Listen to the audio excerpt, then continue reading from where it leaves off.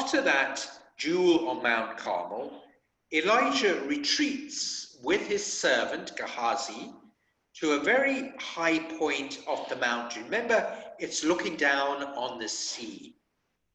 And again, on this mountain, it's beautiful because he goes on his knees with his head between his legs. You can imagine him bowing down.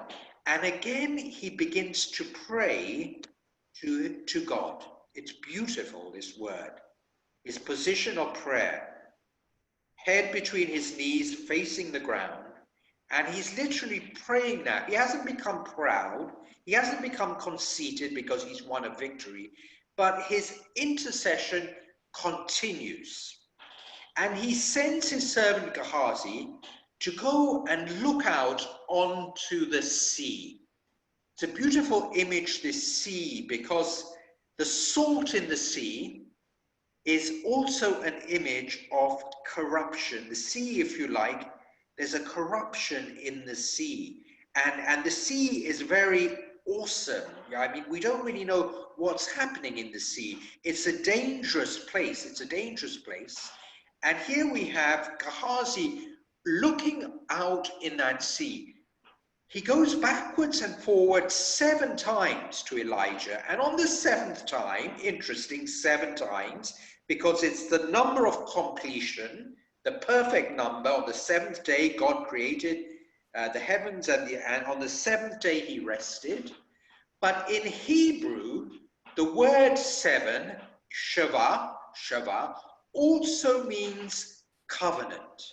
Covenant, important for us. Because that 7th time, Gehazi looks out and he sees a small cloud rising. Remember, there has been no rain for 3 years. And he comes back to Elijah and says, I see a tiny cloud rising like the size of a man's hand. And Elijah knows that is the sign that God is faithful. A new covenant is beginning.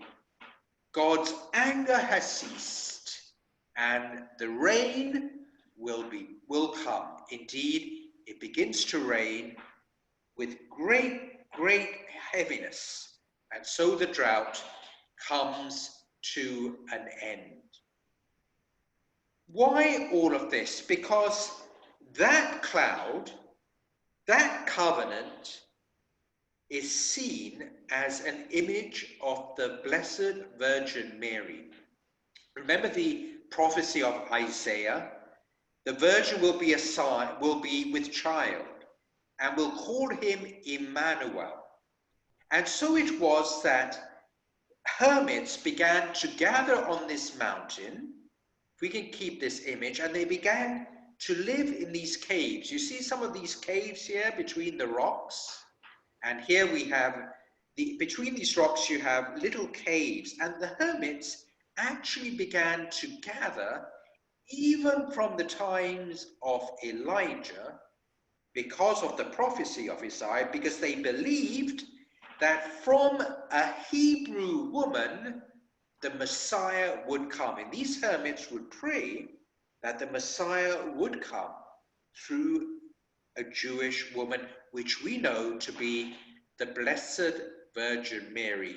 Interesting, beautiful, because in the 12th century, this tradition was relived again through other hermits who went back. And so it was that in this very place, the Carmelite order was founded through the hermits who lived on Carmel, on Mount Carmel. And beautiful, because this church here is still run by the Carmelites on Mount Carmel.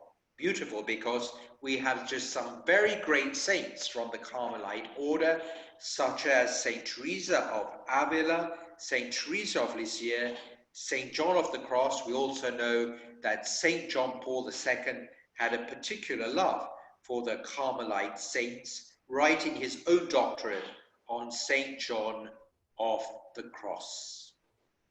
Hi, thanks for stopping by the channel, and make sure you don't miss any of the great content that's coming up. Subscribe to the channel. You're going to click on the little red button, and then once you do, there's going to be a bell right on the right hand side. Click on the bell, a drop down menu will appear, and you want to make sure you click all to receive all the notifications of all the great content that's coming up. Thank you.